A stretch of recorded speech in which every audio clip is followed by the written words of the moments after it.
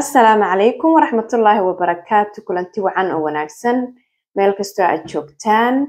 Kusoo dhawaada Barbaarsama Channel oo anigoo Nasra aan idinka soo baahiyo barnaamijyada ku saabsan barbaarinta iyo tarbiyadda wanaagsan ee carruurta, dhiirigelinta waalidiinta iyo weliba muuqaalada ku saabsan dhacdooyinka iyo wararka xaaladaha carruurta.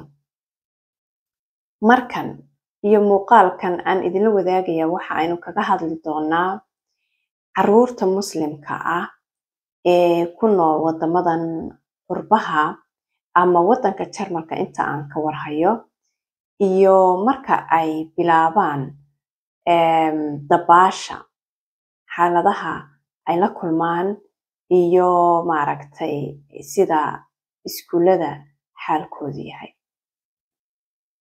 Sida la wada og yahay ama in ka mid ah waalidiintu ay og yihiin ama inta kalena ay imika ogaan doonaan oo hadalkayga ku ogaan doonaan, iskuulada gaar ahaan dalkan Jarmalka waxaa la bilaabaa carruurtu marka ay soo gaaraan galaaska 3aad iyo wixii ka sarreeya, gobolada qaarna galaaska 4aad iyo wixii ka sarreeya, in loo bilaabo xiisadaas oo isboortiga maxay ahayd la mid ah oo ku saabsan dabaasha.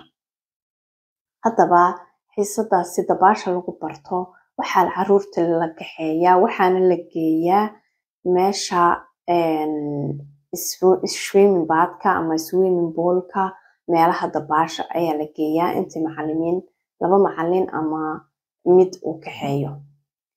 Carruurtaasi waa carruur la isku soo ururiyay oo ama waa galaaskii oo dhan ama waa haddii kuwa casarkii la geynayo aageyga ka qayb qaadanaya yihiinna waa carruur dhowr iyo 20 meelahaas carruura ah.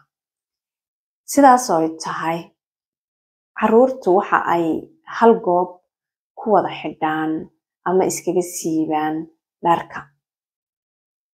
Meel yar oo waxa jirta qol oo kale oo la geli karo, hase ahaatee looma ogolaado oo waxaa iskaga bedela dharka hadba macallinka la socda. Haddii qaybta hablaha ay tahayna gabadha la socota ayaa iskaga bedesha. Haddaba marka iskuulka aan joogo ama shaqada aan joogo oo lagu jiro maaragtay la shirayo oo xaaladaha iskuulka laga shirayo, mar walba waxaan maqlayaa ilmo yar oo muslim ah oo diiday inuu maaragtay dadkaas badan dharka iskaga dhex siibo ama ku dhex labisto, oo markaa iyaguna dee macallimiintana kala kulmaya xanaaq oo lagu khasab lagaga dhigay inuu dee maaragtay dharka halkaas ku bixiyo. Dee waaba khasab oo carruurtii oo dhan baaba ku labisanaysa. Haddaba aan idinku dare marka xiliyadaas oo kale la marayo, waalid badan ayaa carruurtooda waxa ay ka mamnuucaan ama ka joojiyaan ina ay xiisadaas dabaasha ka qayb qaataan. Halkaasna waxa ay ku waayaan carruurtaasi dhibco ama calaamado xilliga maaragtay markay galaas kale u gudbayaan ay ku heli lahaayeen dabaasha ay ka qayb qaateen. Waayo iyada laftirkeeda calaamadaha lagu helaa maadaama ay ka mid tahay isboortigii iskuulka lagu dhiganayay. Hase ahaatee waalidiin badan ayaa maaragtay ka reeba oo u diida inay ka qayb qaataan. Adigu waalid ahaan, anigu fikir ahaan waxaan aaminsanahay inaana ilmaha laga reebin. Dabaashu waa muhiim inuu ilmuhu intuu yar yahay barto. Waalid ahaan haddaba talada aan siinaya waxa weeyaan, ugu horeyn ilmahaagu intaana la gaadhin xiisadan aanu gaadhin oo maaragtay marka 10 jir uu gaadho ama 9 jir uu gaadho iyo wixii ka dambeeya weeyaan galaasyadan aan ka hadlayaa, aanu gaadhin inaad adigu ugu horeynba meel geyso, kooras geyso oo uu ku soo barto.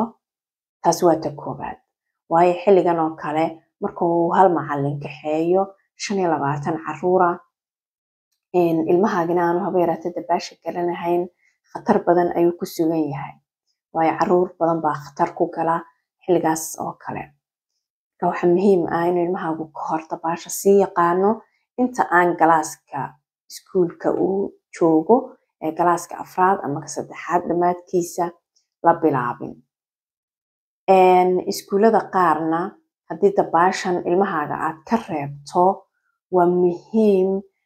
tusaale ahaan hadduu doonayo ilmaha wadanka Jarmalka uu ku nool yahay uu doonayo inuu tago iskuulka gymnasiumka, waxaa khasab ah inuu ilmahaagu haysto maaragtay shaabada ama calaamada ama bilada ama sidaa u garanaysaan hadba dabaasha inuu haysto ku saabsan cadaynaysa inuu ilmahaasi dabaalan karayo. haddii kale waxay ka mid tahay waxyaabaha uu ilmahaasi iskuulka gymnasiumka ah lagaga soo reebi kara marka uu codsado. markay sidaas taas tahay, anigu fikir ahaan waxaan aaminsanahay inaana ilmahaaga ka reebin oo ka qayb qaato dabaasha.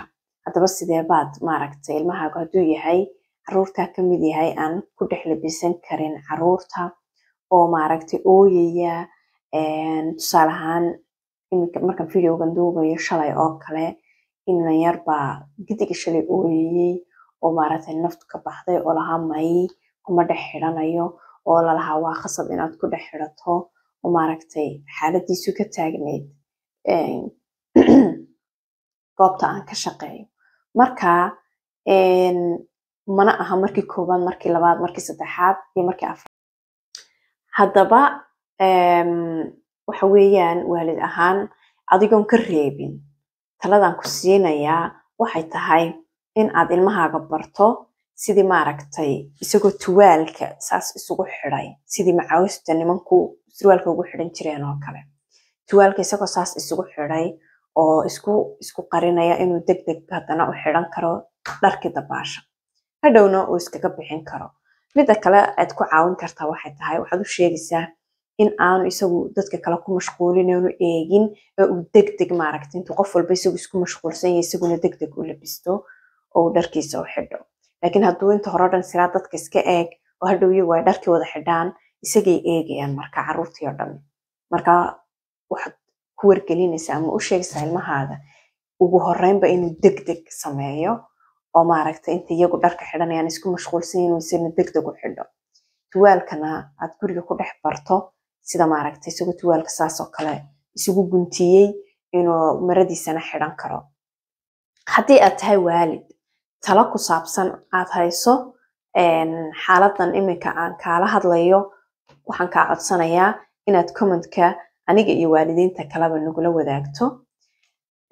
muuqaalkana intaasaan kusoo gabagabeynayaa. muuqaalada aad rabtaan ee kalena hoostaad kusoo qoraysaan insha allah. like baan idinka rajaynayaa iyo inaad sii share garaysaan videoga oo maaragtay si uu gaadho waalidiinta Soomaaliyeed meel kastoo ay joogaan. laga yaabo haddaad wax ka faa'iideyn iyaguna wax ka faa'iidi doonaan.